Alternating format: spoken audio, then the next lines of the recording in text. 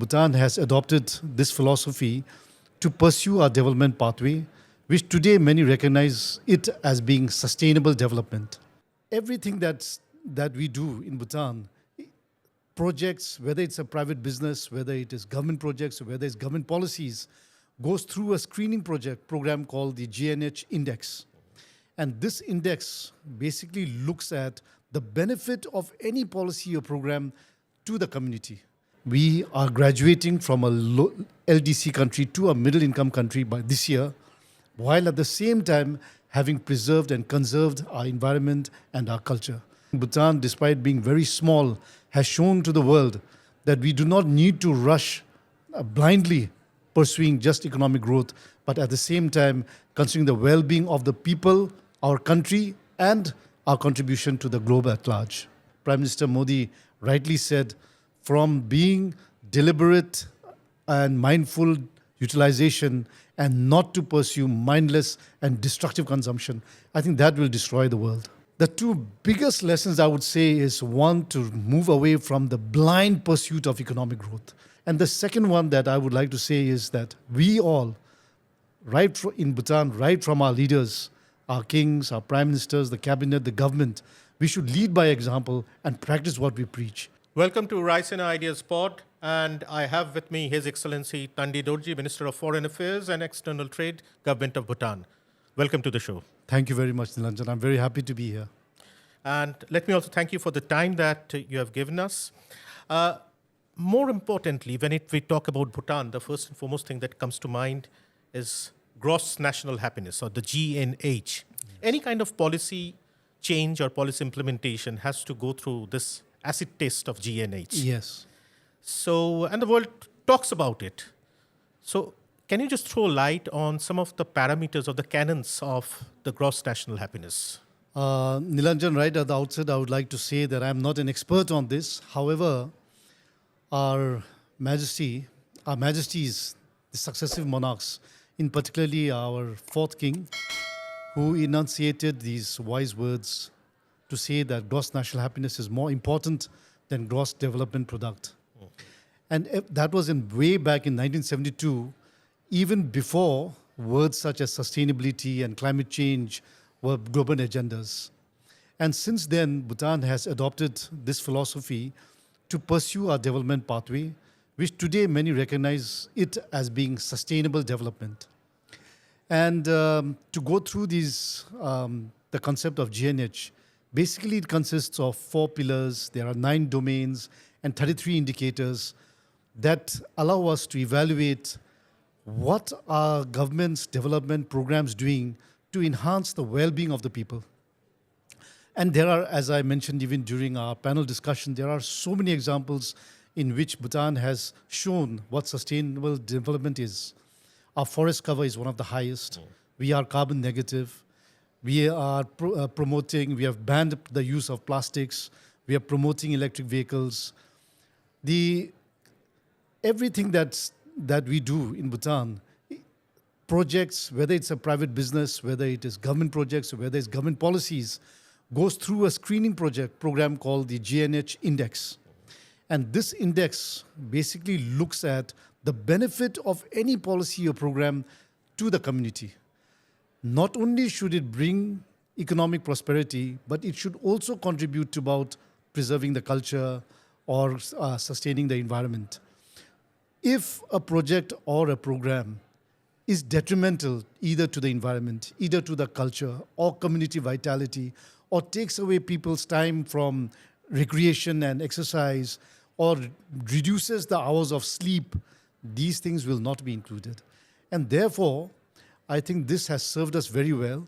And today we are very proud to say that we are graduating from a LDC country to a middle income country by this year, while at the same time having preserved and conserved our environment and our culture. I think Bhutan, despite being very small, has shown to the world that we do not need to rush blindly pursuing just economic growth, but at the same time considering the well-being of the people, our country, and our contribution to the globe at large. So, Excellency, in fact, if I take this cue of sustainable development goals from your last intervention, Uh, so all you mean to say is that GNH, if Yes. adopted in similar settings, Yes. can actually further the cause of achieving the SDGs? Yes, definitely, Nilanjan. I think the concepts of GNH have helped us in every sector you look in Bhutan, whether it is education, whether it is health, whether it is poverty reduction, whether it is environment, all the 17 SDGs that we have, that the world has chosen to adopt. Bhutan is on track to meet all of those SDGs. Not only are we on track to meet all of the SDGs, as I said, we have also economically progressed from a LDC to a middle income country. And that just shows that GNH has great importance and can be a good example for many of the countries. If a small country like Bhutan, despite all our challenges, can achieve sustainable development, imagine what the rich countries with all their resources could do. However, we need to change our mindset and move from what Prime Minister Modi rightly said, from being deliberate and mindful utilization and not to pursue mindless and destructive consumption. I think that will destroy the world. In fact, Bhutan turns out to be a very fascinating example for the world on various accounts. After all, it's a South Asian nation. Yes. And when we think of South Asia, what comes to mind is the hustle and bustle of urbanization, pollution, huge population. But out here we find a green island Thank out you. there, right? But at the same time, it is also a major tourism destination. Yes. So, given the fact that you have 70% of your landmass under forests, you're a carbon negative nation Yes. in that sense. And at the same time, when international tourism is going to be promoted, how do you really reconcile between this kind of a challenge and how do you, on the one hand, promoting tourists coming to your place, promoting development of the nation, at the same time, a sustainable environment. So how do you promote sustainable tourism given the major forces that are unfolding in the modern civilization? Thank you, Nilanjan. I think this is very, very important and crucial for Bhutan because we have been reflecting on our own tourism policy. We have always pursued a policy of high value, low volume, at the same time that His Majesty enunciated about GNH and GDP. It was 1974 when the first tourists came to Bhutan, and ever since then, we have always implemented a policy of having a sustainable development fee that is imposed on every tourist that comes to Bhutan, so that this sustainable development fee goes back towards preserving the culture, conserving the environment, ecotourism, and providing the services, at the same time going towards social services such as free education and free health. And now, post-COVID, looking at the world and looking at the impacts of mass tourism, as you rightly said, on the environment, on waste, and on so many other problems that has been created through mass tourism, we have reflected and we have initiated a new policy, and we have further strengthened our concept of high value, low volume. In this sense, we have made coming to Bhutan a little bit more expensive. Now, to visit Bhutan from abroad, dollar-paying tourists will have to pay a sustainable development fee of $200 per day. And for those coming from India, we'll have to pay $1,200 per day. But not only is this money being used for, as you said, conserving our environment, making sure that the 72% of our forest is contributing to sequestration of carbon dioxide in our region, but also ensuring that the services that the tourists get in Bhutan are of high quality. Not only is it safe, but of high quality, and that they can appreciate.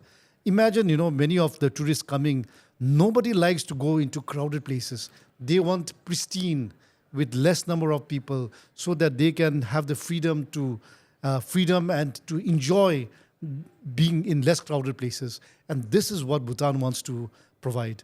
And we also at the same time want to provide an authentic experience in Bhutan. Unlike many countries in Bhutan, we do not have anything that is projected solely for tourism. All the festivals that you see are part of our tradition and culture. We don't have zoos, for example. What you see is nature. And so, for those who feel that this is expensive, you look at many other countries, you would pay the same amount for a room or for a hotel room anywhere in the world. But for Bhutan, if you want an authentic experience and you want to see what we call as the new tagline, to believe that there exists an oasis in this region, then you have to come to Bhutan under our new sustainable development fee, and you'll be contributing towards sustaining the environment. So, given this, what will be your, what would you suggest as two major lessons for the world from the Bhutan model of development? The two biggest lessons I would say is one, to move away from the blind pursuit of economic growth. I think we have to look at the non-economic factors. As my king articulated, we must look at the concepts of gross national happiness. That GDP is not the best indicator for progress is well known, and it is now accepted worldwide. But what are the alternatives? Perhaps GNH could be one of them. So one is to definitely pursue a pathway that is both sustainable, development and consumption.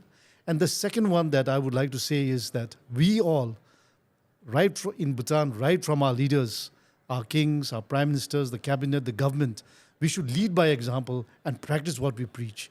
For example, in our cabinet in Bhutan, when we have government events, we go only vegetarian food. We serve only fruits and nuts during our meetings. We all go into electric vehicles, try to cycle and walk, and reduce our consumerism and materialism. I think these are two very, very important examples that I can give, among many, many others. And all this must be backed up by good policies and good regulations so that every government can implement those programs that will take their country forward both economically and also socially and environmentally.